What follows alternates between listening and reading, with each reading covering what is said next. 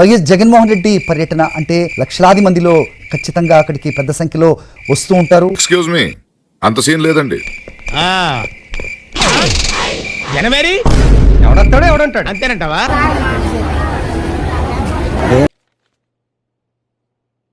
దేనికొచ్చారమ్మా ఇదంతా? జగనన్న వస్తాను. మనం అంట అంత లైకింగ్ మరి లైకింగా తలకాయ. స్టీల్ ప్లాంట్ సంబంధించిన వాళ్ళు కాదు కదా మీరు? అతను వస్తాండి అని పిలిచారండి. ఎక్కడో కొడుతుంది సీనా. అబే కొట్టే బలం లేదు నేత జీజీ. డబ్బులు ఇచ్చారమ్మా వచ్చినందుకు? చెప్తారండి. 100 రూపాయల? 100 రూపాయల? ఇప్పుడు దాకా చేసినంత గంగలో కలిసిపోయింది కదరా. నీళ్ళు చుక్కలే ఎవరు ఆటో మాట ఇప్పించట్లేదు. బస్సు పనిచేసి ఇది పబ్లిసిటీ. ఇప్పుడు ఎక్కడ కొట్టాలరా నిన్ను? జంతర్ మంతర్ జాదుగాళ్ళ నేటివిటీ. ఇది పబ్లిసిటీ. ప్రభు హరి రామ్ కృష్ణ రాధం జగన్మోహన్ రెడ్డి ఏదైనా తేడాగా ఉందా? ఏం లేదే, అస్సలు కొంచెం కూడా తేడా అనిపించడం లేదా? నాకేం తేడా కనపట్లేదే. యో చూసుకోబల్లా అందరి ముందు పరుగు పోయిందిగా, ఇంకెలా తలెత్తుకుంటాం? వీళ్ళు స్పందిస్తా ఉన్న తీరు చాలా బ్రహ్మాండంగా మాట్లాడుతున్నాను అనుకుంటున్నాడు. నిజంగా నిజంగా అమానవికంగా ఉంది. ఏమయ్యా నాకు అర్థం కాలేదు. నోరు తిరుగుతుందా నీకు? దేశం అంతా తిరుగుతున్నావు, నోరు మాత్రం తిరగదు.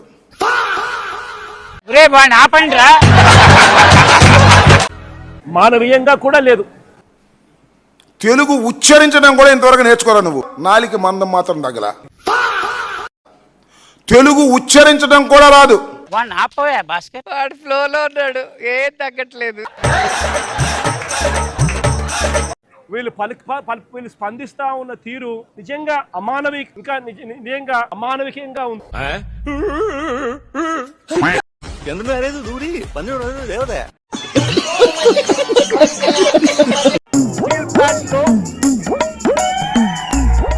కార్మికులు ఎలా బ్రతుకుతా ఉన్నారు? ఏంట్రా వాడి మొహం చూస్తున్నావు? కార్మికులకు మంచి జరుగుతా ఉందా లేదా అన్నది ప్రతి ఒక్కరు కూడా ఆలోచన చేయాల్సిన అవసరం. మీ కష్టం పగవాడికి కూడా రాకూడదు గురుగారు. మరేరా 2024 వైఎస్ఆర్సీపీ ప్రభుత్వం ఉన్నంత వరకు ఏం పీకారు? ఏం పీకేవు అంటున్నారు చెప్పండి. కార్మికులు, స్టీల్ ప్లాంట్ ఎంప్లాయీస్ ఎలా బ్రతికేవాళ్ళు? ఇప్పుడు నీకు వాడికి సంబంధం ఏంట్రా? కత్తికి బొచ్చుకి ఉన్న సంబంధం. నేను అడుగుతా ఉన్నా విక్స్ గోలీ వేసుకో, కిచ్ కిచ్ పోగొట్టుకో. చంద్రబాబు నాయుడు గారు ప్రభుత్వం వచ్చిన తర్వాత వీళ్ళ కూటమి ప్రభుత్వం అధికారంలో ఉన్న నేపథ్యంలో ఎలా బతుకుతా ఉన్నారు కార్మికులు, ఎంప్లాయీస్? అంతా బాగానే ఉంది. ఒకసారి గమనించినట్లయితే చెప్పవే, నేను వింటాను కదా. ఓ చెప్పే. చంద్రబాబు నాయుడు గారి ప్రభుత్వంలో ఎక్కడైనా మానవత్వం లేక ₹1 కోటి ఇవ్వాల్సిన చోట వాళ్ళకు ఇవ్వని పరిస్థితి ఎక్కడైనా ఉంటే మాత్రం ఏం చేస్తావరా? చంపుతావా? నరుకుతావా? ఏం చేస్తావరా? ప్రతి బాధితుడికి చెప్తా ఉన్నా, ప్రతి అక్కకు, ప్రతి చెల్లెమ్మకు, ప్రతి బాబుకు చెప్తా ఉన్నా, ఏమిటో బాధపడాల్సిన పనుల కొంచెం ఓపిక పట్టండి. దేవుడి దయతో మన ప్రభుత్వం వచ్చిన వెంటనే ఒక నెల తిరక్క మునిపే ₹1 కోటి రాష్ట్ర ప్రభుత్వం తరఫు నుంచి వీళ్ళకి ఇచ్చి ఆదుకుంటామని చెప్పి ఖచ్చితంగా చెప్తా ఉన్నాం. చెప్పినట్టే జరిగిపోతుంది, జరుగుతుంది. అవన్నీ నమ్మే ఉంటే నీ ఫేస్ లాగే నువ్వు ఏదో కన్నాలేసుకు బతకాల్సి వస్తుందిరా. జగన్మోహన్ రెడ్డి గారు బుడమేరు వరద బాధితులకి ₹1 కోటి అనౌన్స్ చేశారు కానీ ఆ చెక్ అయితే మాకెవరికి రాలేదు. మా విపత్తుల శాఖ అయితే రాలేదు అధ్యక్ష. అంటాము చేసేస్తామా? దొంగనాడ్డుడుకు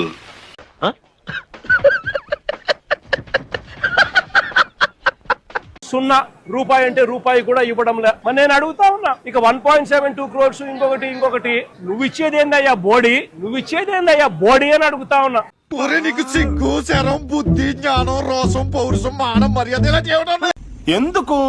₹1 కోటి ఇస్తామని చెప్పారు, కానీ చనిపోయిన తర్వాత ఎవరు మా దగ్గరికి రాలేదు, ఎవరు కూడా మమ్మల్ని ఓదార్చిన వాళ్ళు లేరు. ఎటువంటి సాయం కూడా అధికారులు గానీ కంపెనీ వారు గానీ మమ్మల్ని పట్టించుకోలేదు. ఇప్పుడు ఎక్కడ కొట్టాలరా నిన్ను? కొట్టకుండా పనే మార్గం లేదా? ఎట్టి పరిస్థితుల్లోనూ స్టీల్ ప్లాంట్ ను ప్రైవేటైజ్ చేయడం అన్నది అన్యాయము, చేయొద్దండి అని చెబుతూ ఏ రకంగా ఈ ప్లాంట్ ను గొప్పగా నిలబెట్టగలుగుతాము, ఏ రకమైన మార్పులు చేర్పులు చేయగలిగితే ఈ ప్లాంట్ బ్రహ్మాండంగా నడిచే పరిస్థితి ఉంటుంది అని చెప్పి కూడా వివరిస్తూ సలహాలు కూడా ఇచ్చారు. ఒక్కసారి ఫేస్ టర్నింగ్ ఇచ్చుకోండి. విశాఖపట్నంలో ఉన్న స్టీల్ ప్లాంట్ ని తీసేసి అక్కడ క్యాపిటల్ సిటీ కడదాం ఉన్నాడు ఆయన. జగన్మోహన్ రెడ్డి గారు దొంగ 420 అయితే పక్క.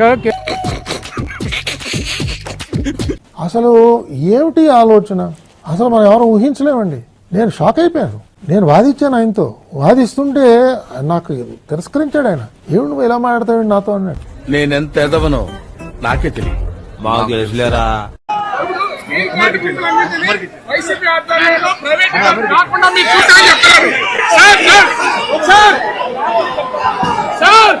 మనం చెప్పింది వాడు చేయడయ్యా, వాడికి వచ్చిందే చేస్తాడు.